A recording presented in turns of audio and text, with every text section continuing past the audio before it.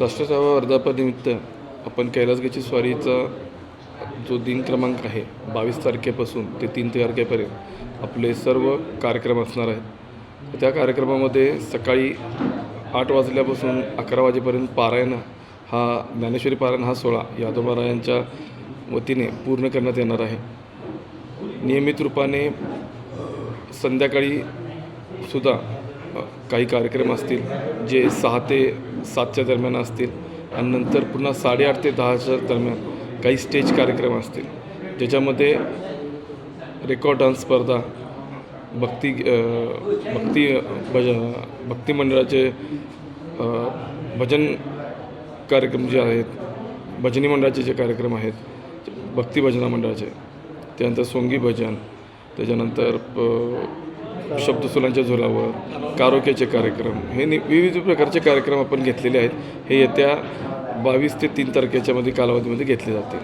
फक्त 2 तारखेला आपला जो असतो तो महारुद्र अभिषेक असतो रात्री, त्यावेळेला महाराजांचे दर्शन असतं. रात्री 1:30 वाजता महाराजांचं दर्शन असतं. त्याच्यानंतर सकाळी पहाटे 5 वाजता पुन्हा दुसऱ्या दिवशी 3 तारखेला महाआरती असते आणि त्याच्यानंतर संध्याकाळी 5:30ला पालखी सोहळा असतो आणि 7 वाजता महाप्रसादाचं वाटप असतं. या कार्यक्रमामध्ये आता नूतन झालेल्या महापौर आमच्या रुपाराणी ताई निकम आणि आमचे मित्र नूतन उपमहापौर म्हणजे अक्षय जरग आणि आपले नूतन नगरसेवक ऋतुराज क्षीरसागर, नूतन नगरसेविका आमच्या नकाते वहिनी, त्यानंतर नूतन नगरसेविका नीलांबरीताई साळोखे आणि नूतन नगरसेविका नीलांबरी साळोखे, जयश्रीताई चव्हाण, या सर्व नवीन नूतन निवडून आलेल्या नगरसेवकांना आम्ही आमंत्रित केलेलं आहे.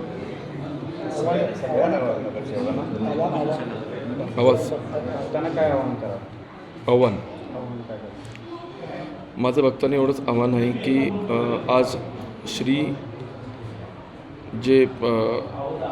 जे दर्शन आपल्याला कायमस्वरूपी बघायला मिळायचं ते आज आपल्यात नाही आहेत, पण तरीसुद्धा त्यांचे दर्शनाचे दिव्य रूप आपल्याला 100% जे नेहमीप्रमाणे कार्यक्रम चालू असतो तसे कार्यक्रम तुम्हाला सर्व या मंदिराचे चालू राहतील आणि जे दर्शनाचा काळ आहे तो दर्शनाच्या काळामध्ये त्यांचे दर्शनही होतील आणि सर्व भक्तजन बहुसंख्येने त्यांचा आशीर्वाद घेण्यासाठी कैलासगीच्या स्वारी मंदिराकडे यावे एवढीच माझी नम्र विनंती आहे. 3 तारखेला कार्यक्रम 10 दिवस असतात टोटल. 22 ते 3 तारखेपर्यंत. 22 ते 3 तारखेपर्यंत ते 3 मार्च. 11व्या दिवशी पालखीचा सोहळा.